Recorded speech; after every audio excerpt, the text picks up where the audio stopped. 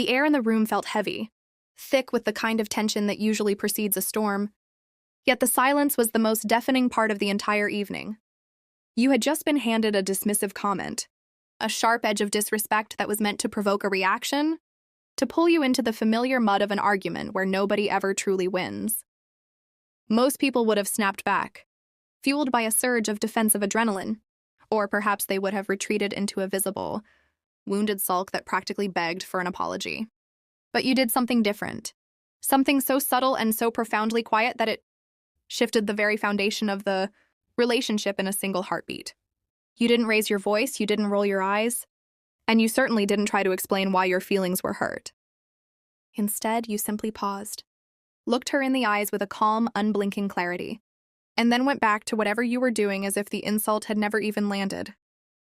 This is the quiet move, a psychological masterstroke that changes her respect for you overnight, not through force or manipulation, but through the sheer, unshakable power of self-possession.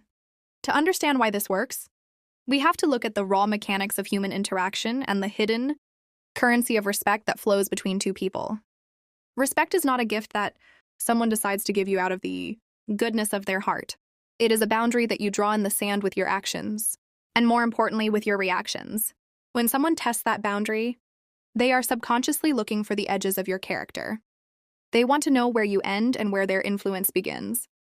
If you react with anger, you are handing them the remote control to your emotions, proving that they have the power to disturb your inner peace at will. If you react with pleading or over-explanation, you are signaling that your value is dependent on their approval.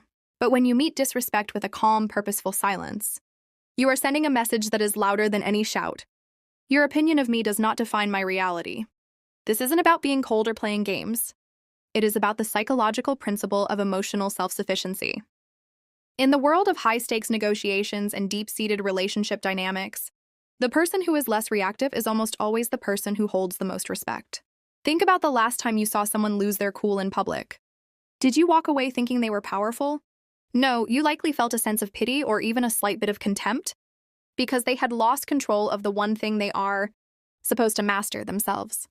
When you implement the quiet move, you are demonstrating a level of mastery that is rare in a world where everyone is constantly reacting to everything.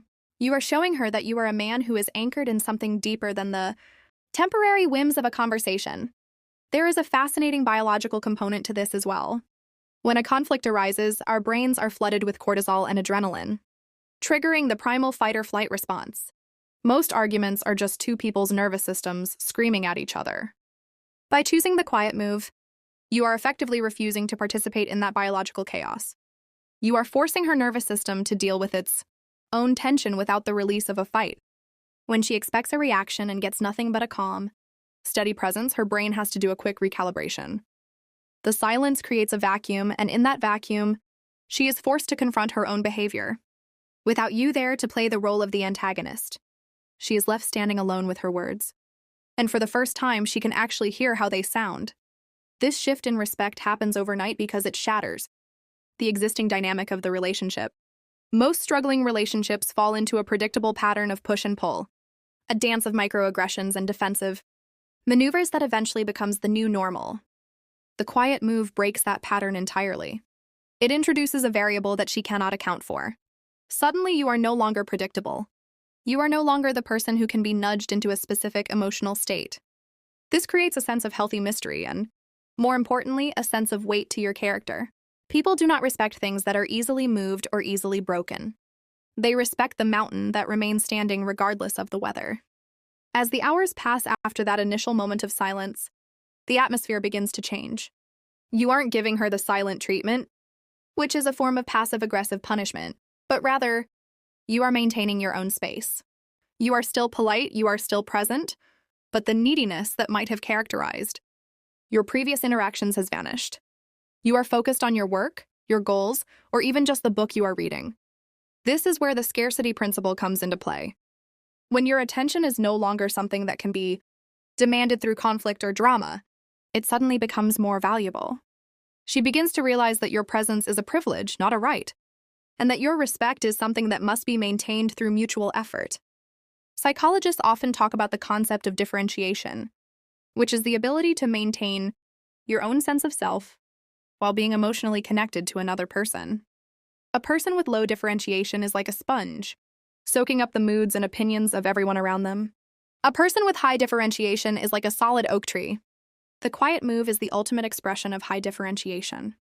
It says, I love you and I am here with you, but I am not an extension of you. This realization is often the turning point for a woman's respect. She sees that you have a core that is independent of her, and that independence is inherently attractive. It provides a sense of security, because she knows that if you can stand up to her, disrespect with such calm, you can certainly stand up to the world to protect her and the life you are building together. But let's be clear, the quiet move is not a one-time trick. It is the beginning of a fundamental shift in how you carry yourself. If you do it once and then go back to being a doormat the next day, the effect will be lost. The reason it changes her respect overnight is that it signals a change in your internal compass. You have stopped looking outward for validation and started looking inward. You are beginning to live by a code of self-respect that doesn't allow for certain behaviors, not because you want to control her, but because you have too much respect for yourself to participate in them. This is the quiet part of the move. It's not about making a grand announcement of your new boundaries. It's about simply living them until they become the air she breathes. There is a certain suspense that builds in the days following this shift.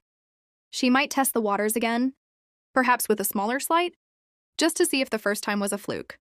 This is the crucial moment. If you remain consistent, if you continue to meet those tests with the same calm, unshakable presence, the respect will not just return, it will deepen.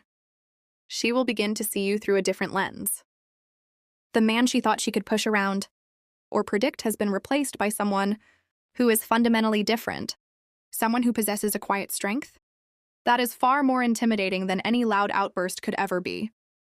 This is where the overnight transformation truly takes hold. It's the moment she wakes up and realizes that the rules of the game have changed forever. We must also discuss the role of facts over fiction in this journey. It is a biological fact that humans are wired to respect strength and competence.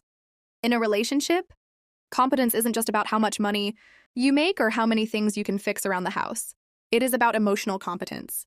It is the ability to navigate the complex waters of human emotion without drowning. True respect is earned in silence. This is your victory.